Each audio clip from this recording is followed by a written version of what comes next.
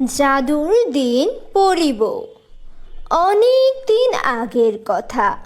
পরীরাজ্যে অদ্ভুত এক ঘটনা ঘটে। রানী পরী তিনটা কন্যা সন্তানের জন্ম দেন একই দিনে।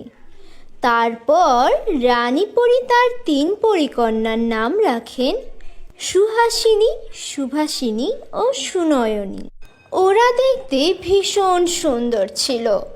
ওরা যতই বড় হচ্ছিল ওদের জাদু ক্ষমতা ততই বেড়ে যাচ্ছিল।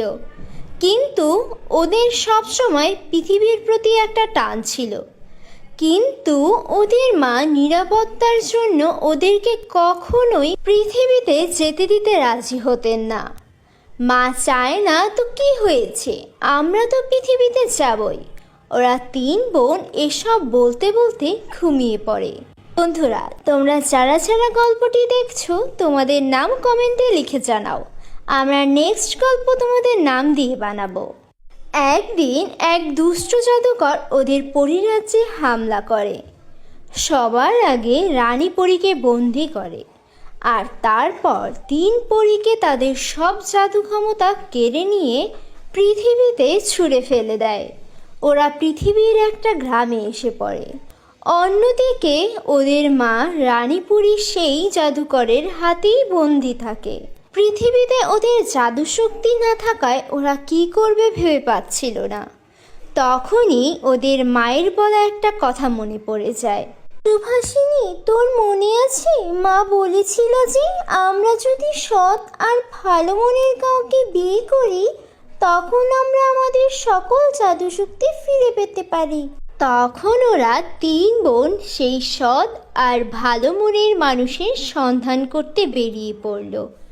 ওরা ঘুরতে ঘুরতে একটা বৃদ্ধার বাড়ির দুয়ারে এসে থামল, যেখানে দেখল বৃদ্ধা কঠোর পরিশ্রম করছে, আর সেখানে বৃদ্ধার তিন ছেলে তাদের মায়ের সঙ্গে কাজ করছে। ওরা সারাদিন সেখানেই রইল ওদের বাড়িতে কি কি হচ্ছে দেখার জন্য। ওরা দেখল তিন ছেলে মায়ের সেবা যত্নই করছে না, রান্নাবান্নার কাজেও মাকে সাহায্য করছে। আবার ওদের জঙ্গল থেকে কেটে আনা কাঠগুলো ন্যায্য মূল্যে বিক্রি করছে। ওরা তিন বোন বুঝতে পারল ওদেরকে এই তিন ছেলেকে বিয়ে করতে হবে। তখনই ওরা সেই বুড়ির কাছে এসে বলল, মা, আমাদের যাওয়ার কোনো জায়গা নেই, আমাদেরকে আপনার বাড়িতে ঠাঁই দিবেন? আপনার তো তিনটা ছেলে আছে। যদি আপনি রাজি থাকেন আমরা আপনার তিন ছেলেকে বিয়ে করতে চাই।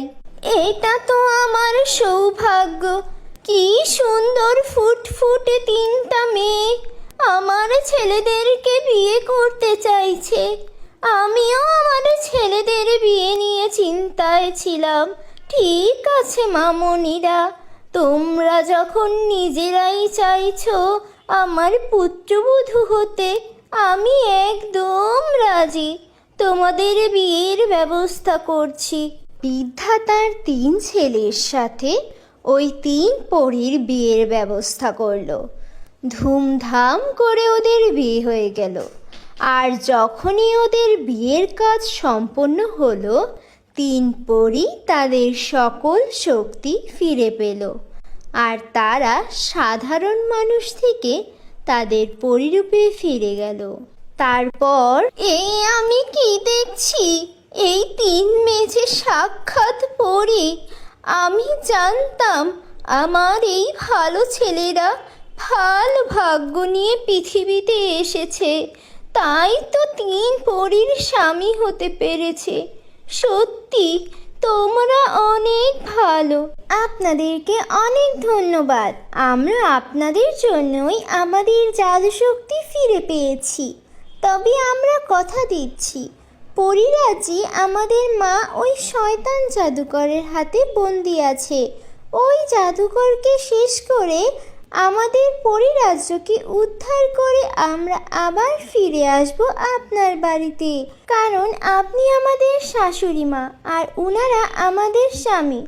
আমাদেরকে বিপদের সময় আপনারা আমাদের পাশে থেকেছেন। এই বলে তিন পরী পরীরাজ্যে ফিরে গেল।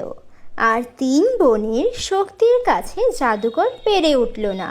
তারপর জাদুঘরকে বন্দি করলো আর ওদের মাকে মুক্ত করলো। ওদের মা সব শুনে প্রথমে একটু দুঃখ পেলেও তারপরে সে রাজি হয়ে গেল।